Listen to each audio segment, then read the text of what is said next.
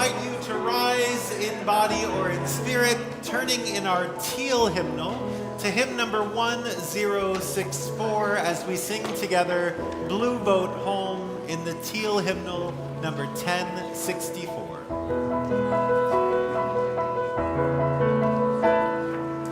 Oh, below me I feel no motion, standing on these mountains and plains, far away from the rolling ocean, still my dry land heart can stay.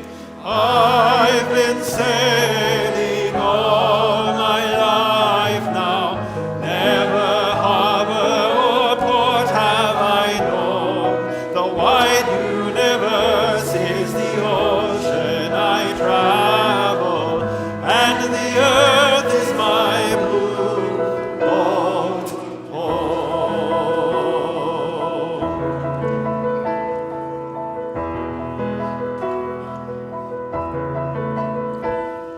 Sun, my sail, and moon, my rudder, as I fly the starry sea, leaning over the edge in wonder, casting questions into the deep, drifting here with my ship's companions, all we kindred pilgrim souls, making a way by the lights of the heavens in a beautiful blue boat home.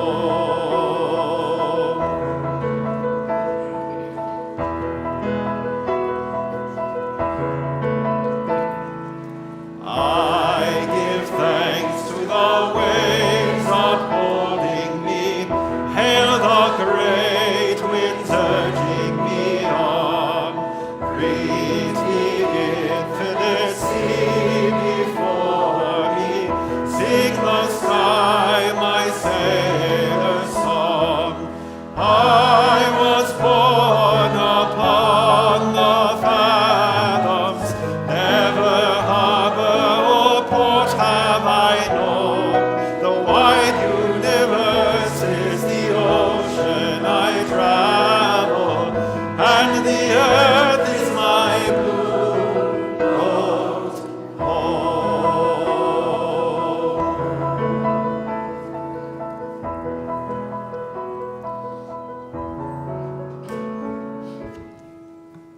Thank you. You may be seated.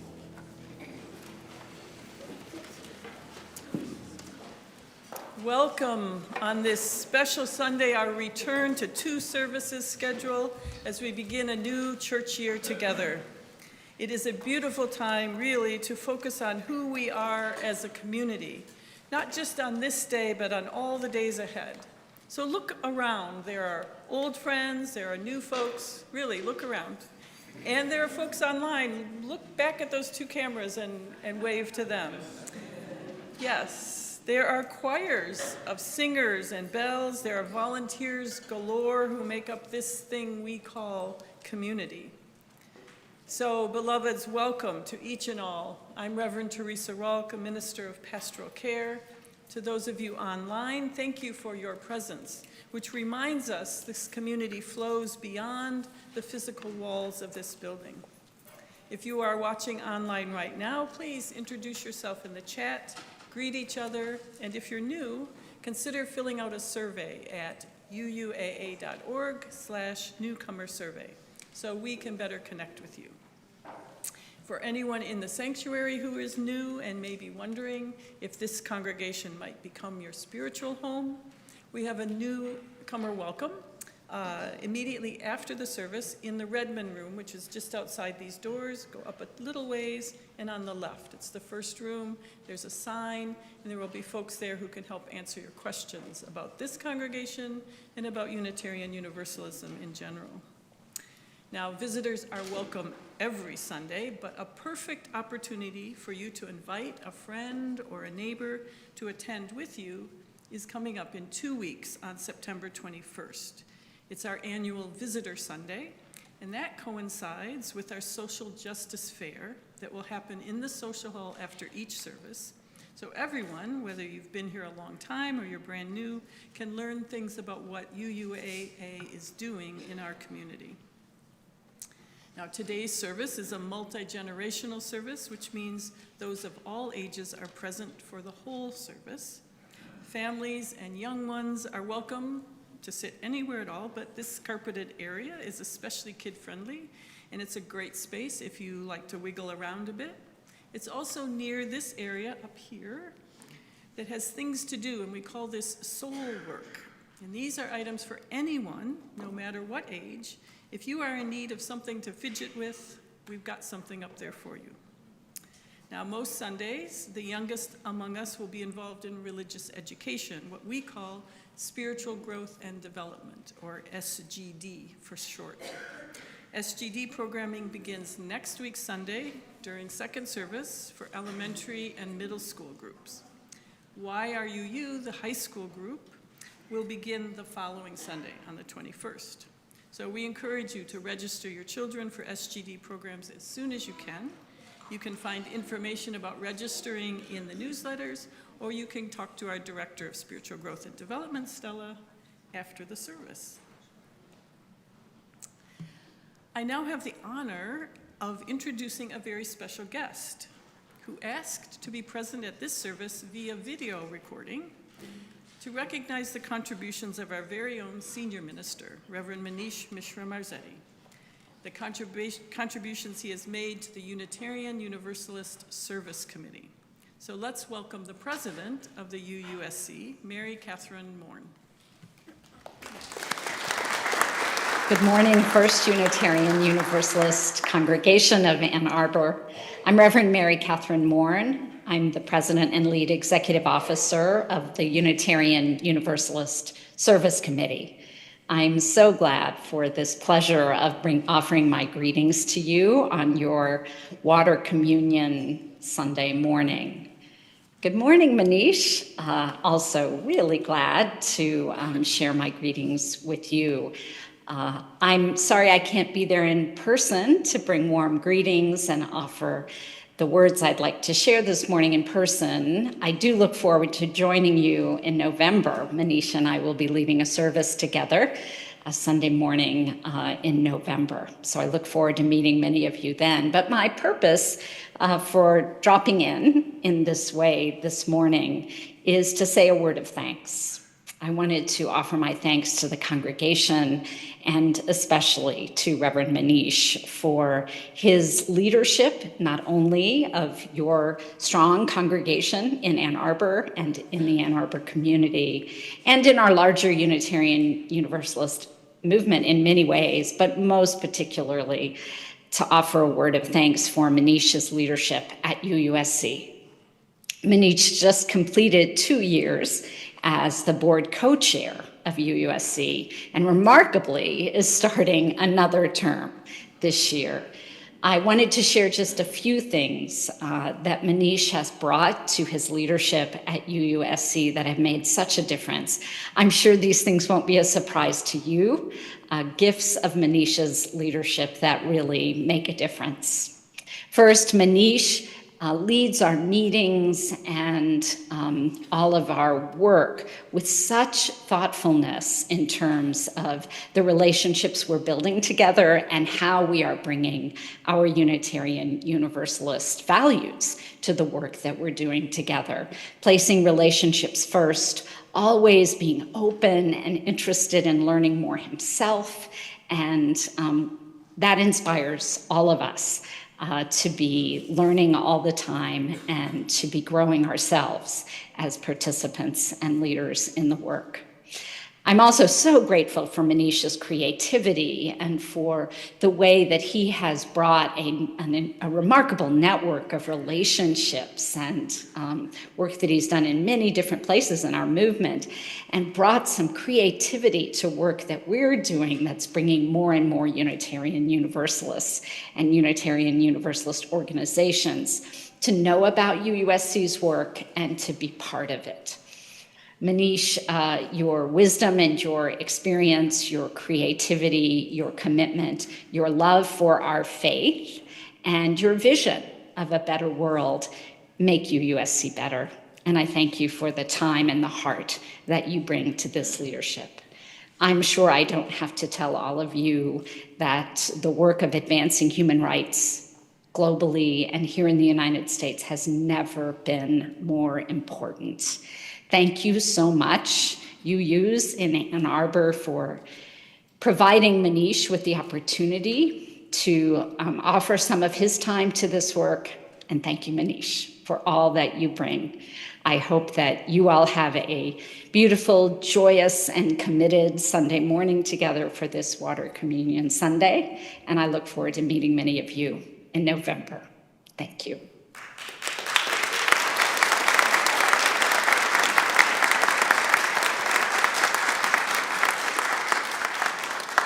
So thank you, Mary Catherine, for providing this lovely, which in the first service was a total surprise, message of gratitude for Reverend Manish. And the UUSC has also sent these flowers for Reverend Manish, and those also were a surprise in the first service. So they're for you to take home. So now, let us take a handful of breaths together. Just bring your presence to your mind and to your body as we move deeper into our worship time together. Let us remember the great privilege we have of being in community, physically and virtually. May our new year be a blessed one as we share music and song, words, story, and ritual today and in the weeks to come. We are gathered in community. We are gathered for worship.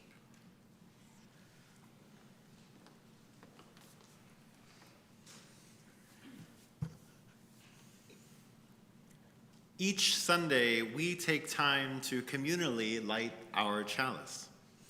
The flaming chalice as a symbol of Unitarian Universalism dates back to the Second World War, when it was developed by the artist Hans Deutsch, who had recently fled Nazi persecution in France, and Unitarian minister Reverend Charles Joy on behalf of none other than the Unitarian Service Committee, whose modern equivalent we just heard from their president.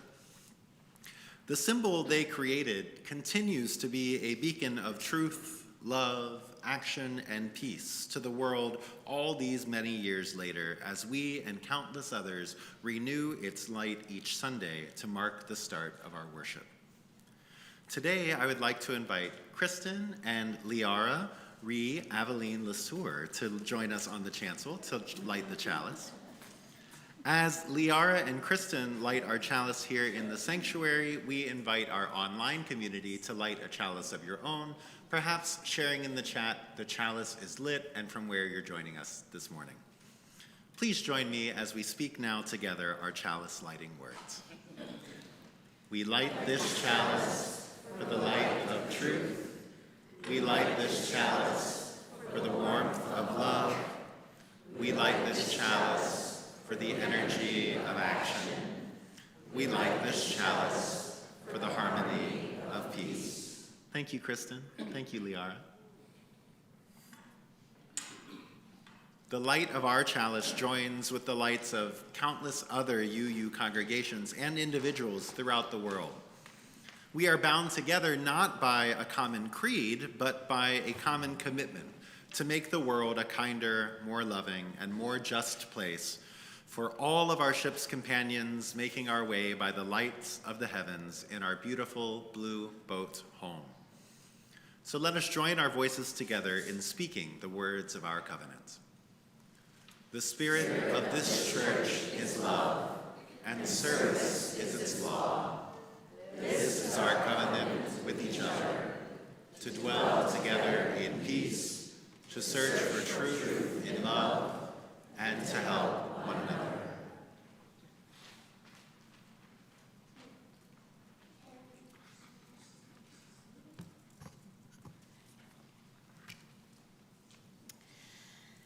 We come together this Sunday and every Sunday with purpose. united in our belief that love will guide us through the dark night. But here's the rub.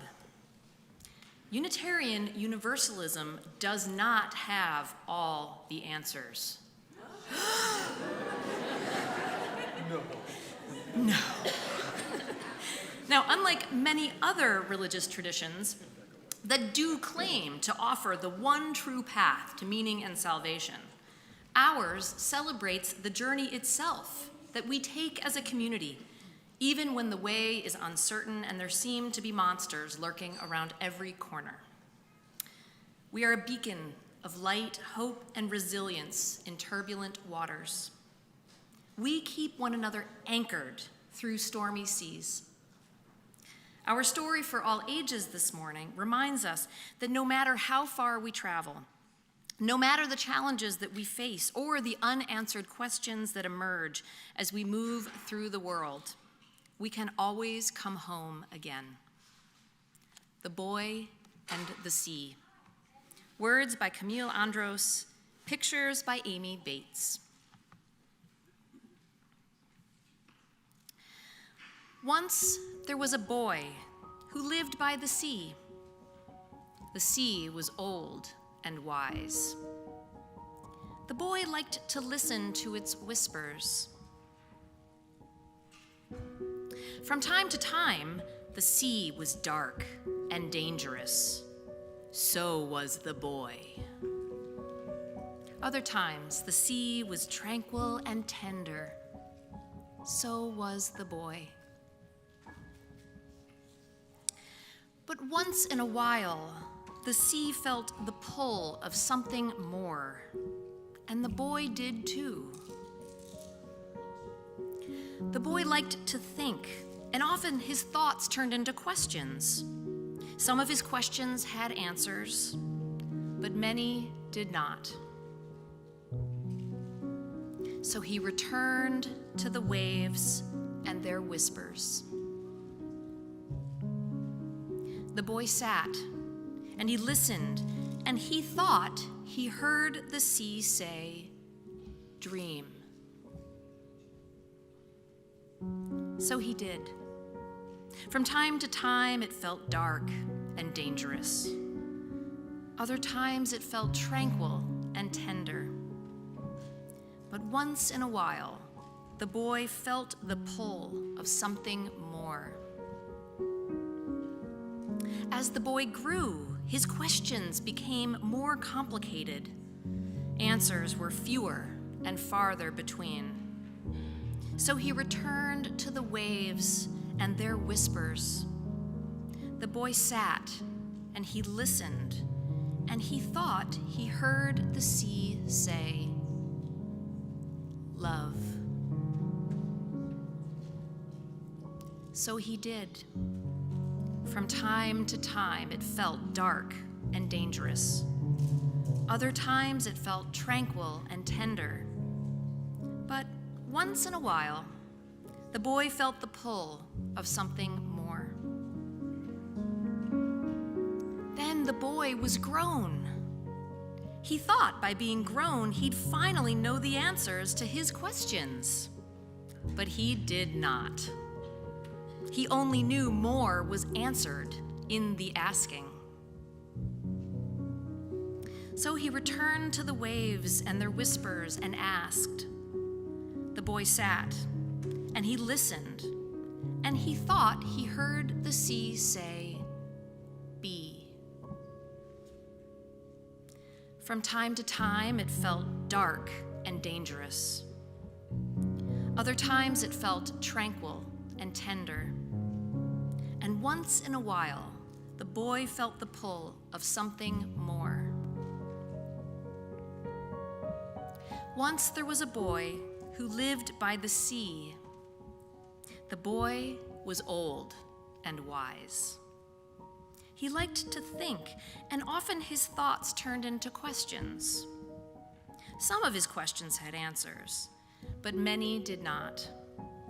So the boy sat,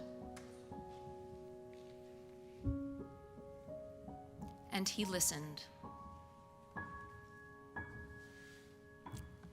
The end.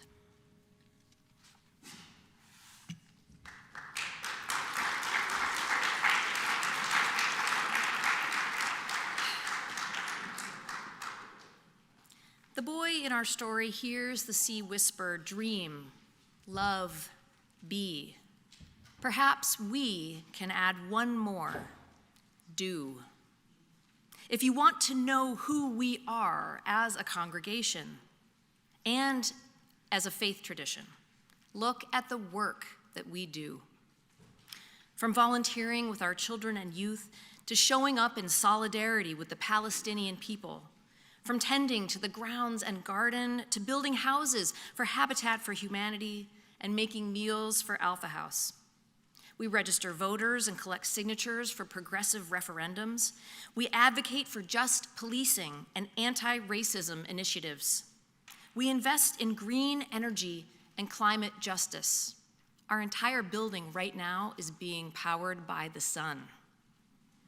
All of this and much more, this is our work. This is our shared vision. Our weekly offering is another way that we affirm our commitment to that vision of a more just and peaceful future. There are many ways to give. You can drop cash or checks in the collection baskets as they pass through the rows. And for those that prefer a digital option, you can text UUAA to 73256, or you can go to uuaa.org/giving. However you choose to give, thank you for your generosity. Today's offering will now be given and gratefully received.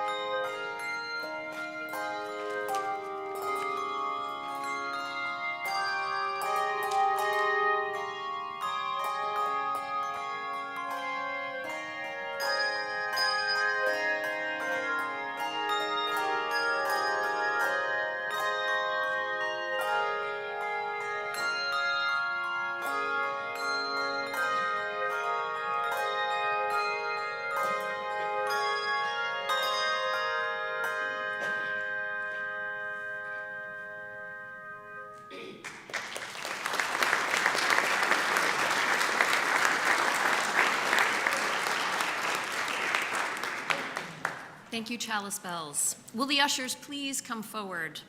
And as they do, I invite all of you to rise in body or spirit, wherever you may be, and say with me the words of dedication that you can find on our screen. To the work of this congregation, which is weaving a tapestry of love and action, we dedicate our lives and these our offerings. Thank you.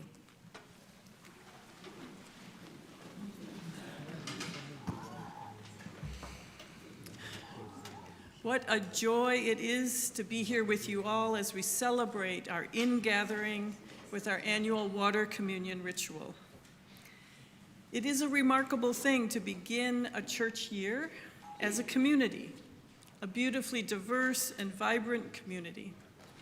It is a remarkable thing to begin a church year surrounded by such incredible music from the bells and the choir.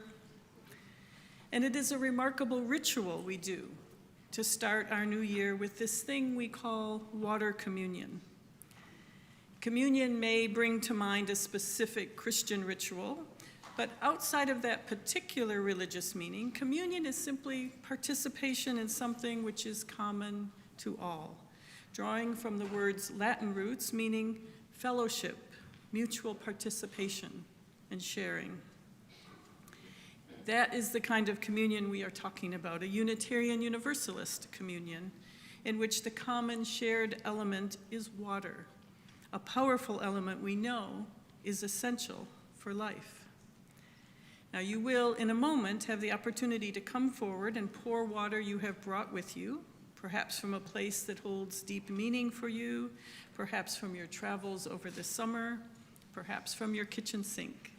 And as you do so, you may share with one of us where the water is from or its significance to you, if you so wish. Now, this might be your very first time visiting us and you didn't know we did this.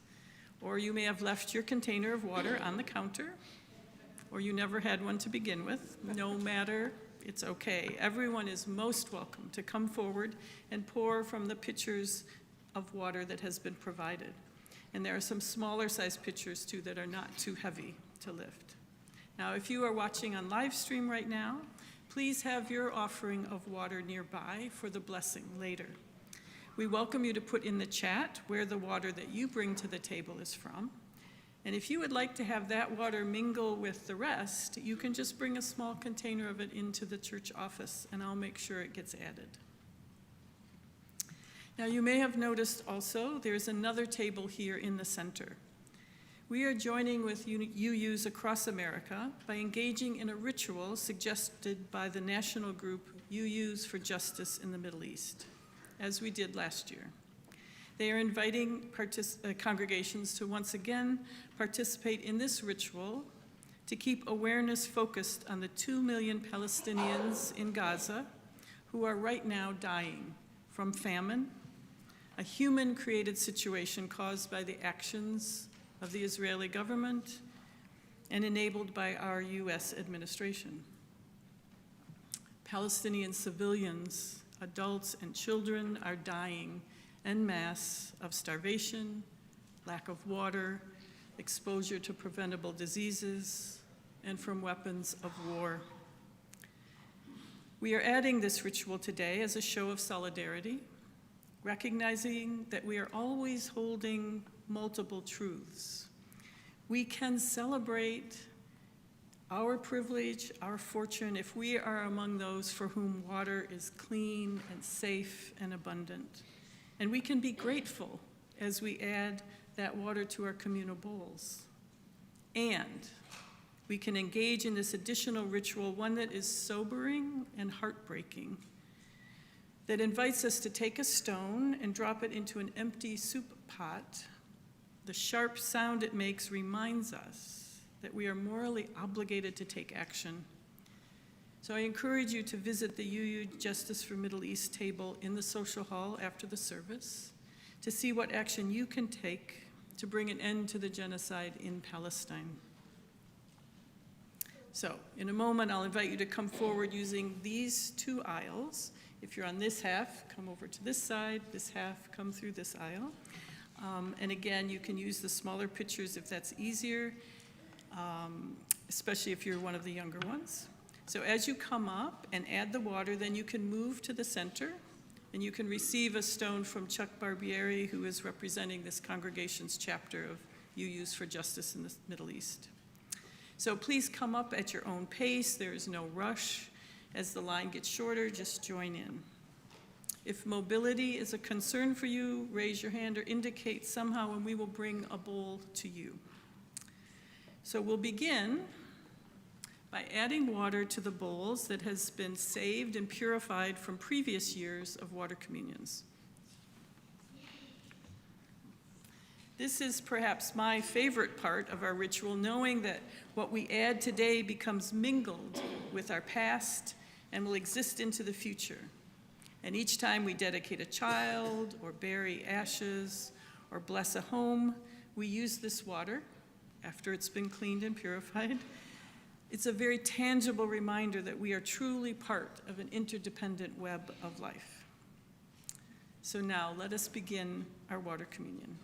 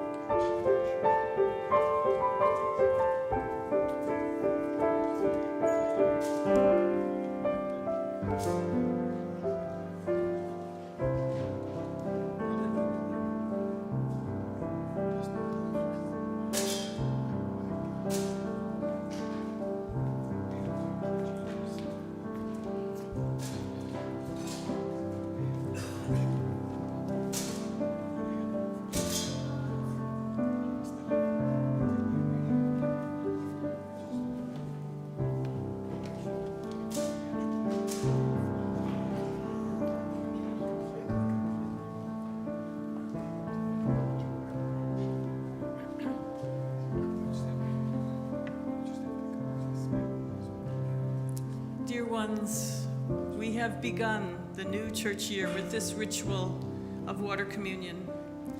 We bless the water collected here and at home, knowing that we are connecting in even deeper ways to this community that anchors us to our values and keeps us solidly on course in times that are so wildly challenging and fast changing, times that call us to action.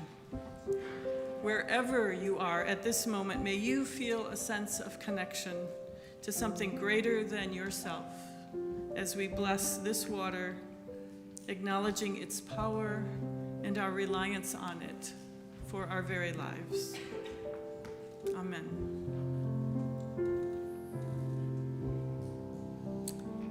If you would remain seated now as we sing in the Teal hymnal 1046, Shall We Gather at the River, number 1046.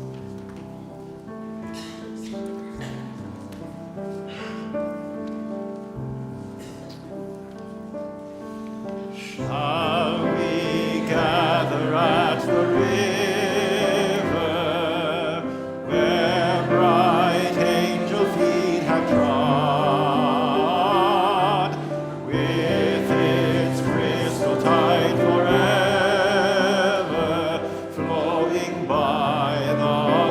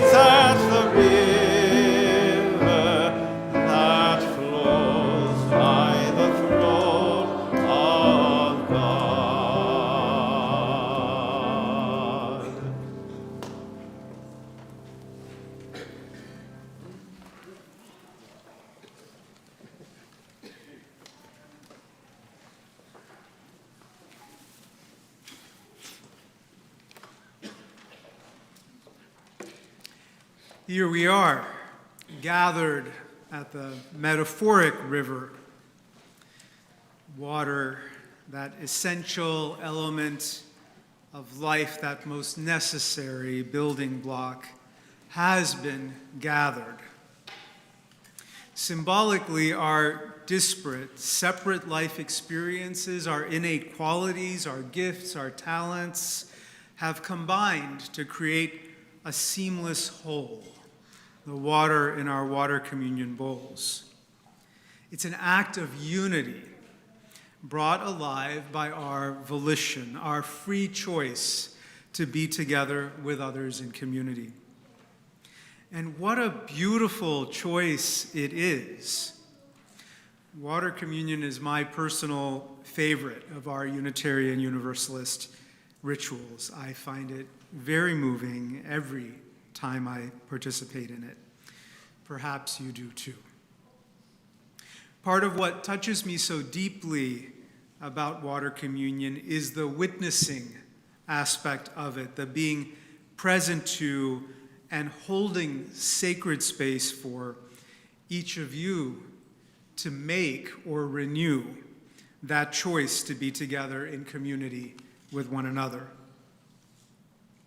With the passage of time, I get to know, and some of you in our community get to more broadly know as well through friendships that you develop or deepen with one another, what that choice of community might mean, what it might mean for others who are making it. Over here, a family with a new baby in their life. The excitement and possibility and joy of that, as well as all the uncertainty and fears that come along with parenting. Making that choice of community, choosing to share the joy of that journey, as well as wanting that support, the young budding life to grow up, being nurtured and supported by others. Over here, somebody with a medical diagnosis, treatment that they're undergoing, maybe uncertain outcomes, wanting, longing for, yearning for community to help hold them and be with them as they traverse that uncertainty. Over there, a couple who just got married, full of the vibrancy of love, of flame, the joy and the new beginnings that are inherent with that, coming here and sharing all of that with us. And we have the beloved who has lost a job or has had to unexpectedly take an early retirement, navigating change and uncertainty, transition in their life, being here so that they can be held through that transition and new phase. Now, over there, a birthday, a recent birthday, and somebody else just starting a brand new job, a new endeavor in their life that they're excited about. And then we have beloveds, plural, myself included, dealing with their own aging process, the natural things that happen as we slowly, day by day, get older with cognitive and physical changes that we're sometimes too shy to even say out loud to another person, but we know are there.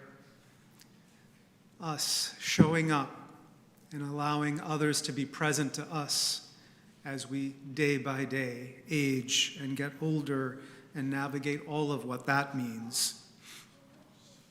And over here, the children who are actively growing in our midst, reminding us of all the new discoveries that are made as one learns and experiences life. And as those children grow up in our midst, some other young ones in our community being launched into college and young adulthood, those young ones exploring freedom, exploring what their ability to make choices might mean for them as we adults learn and practice how to nurture and eventually, slowly, also practice how to let go and trust. And we know we have beloveds with us. We know we do, who are culturally or politically maligned by some, and come here week after week needing a haven, a space where they can simply be who they are and know that that will be okay. And more than okay, maybe even celebrated, encouraged, and respected. For all these individuals and so many other situations I haven't even mentioned, the choice of coming together in community, it means something. And witnessing that choice, being present to it and witnessing it, is sacred. And what I mean by sacred for me is, I mean it's special. Something so special that it touches me deeply inside. Witnessing that choice being made year after year as we come together and honor water communion ceremonies, witnessing that choice is a sacred honor for me, and I hope it might be for you as well. There is depth in that choosing. It's not a light choice. It's not just simply the pouring of water from one container to another. The depth of that choice is connected to the fact that there are profound human needs that we show up with in community. Human needs and aspirations, such as the need to belong. We know we each need others, and what fulfillment and meaning there can be in being needed in return by others. And in addition to belonging, that need for inclusion, the need to be understood and accepted by others in community. Belonging and inclusion are part of our shared vocation here. Humans wither without it, without a sense of belonging or inclusion. And here we get to practice an ordinary, yet also extraordinary act of giving. We get to help one another feel we belong. We get to help one another feel included. We get to help one another feel seen and feel and know that we each matter. We extend those things as an act of generosity, as an act of love. And herein lies the magic.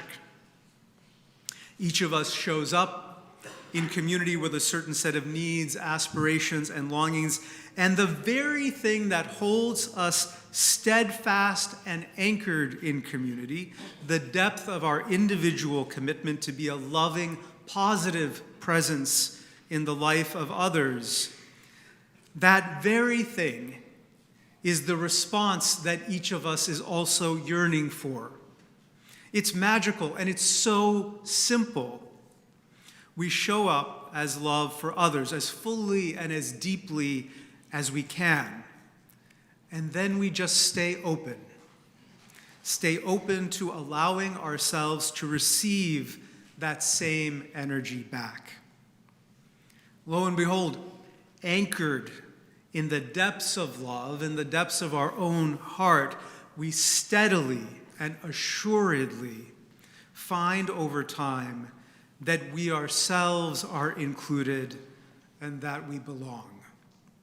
The love we freely give, without any expectation, without any conditionality, is mirrored back to us manifold. Welcome to our new congregational year together. May we remain tethered in the waters of love together.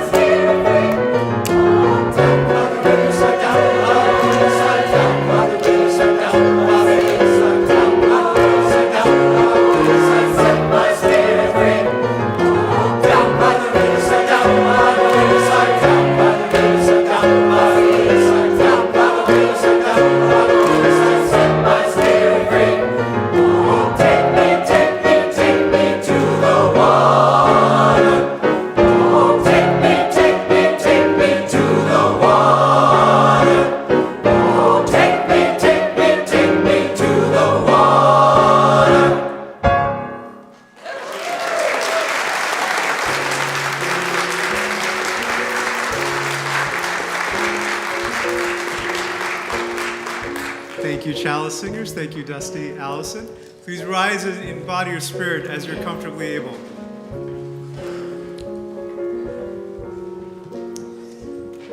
Gathered down by that riverside, we know the invitation is then to wade on in.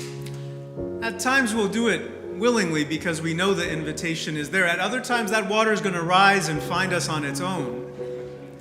At best, we hope that it's warm and friendly and inviting, cozy, comfortable. But we know it isn't always. At times it might be cold and uninviting, harsh. Other times just murky and unclear. And yet other times we know the universe will whip that water up in ways that we don't like. Such is the nature of wading in, of actually living. And what a beautiful thing it is that we get to do that together. None of us get to do it alone unless we want to, and we don't have to. We get to be supported. We get to be cared for. We get to be loved up. Go into a new week knowing that you are held and encouraged by that love until we are together again. Amen.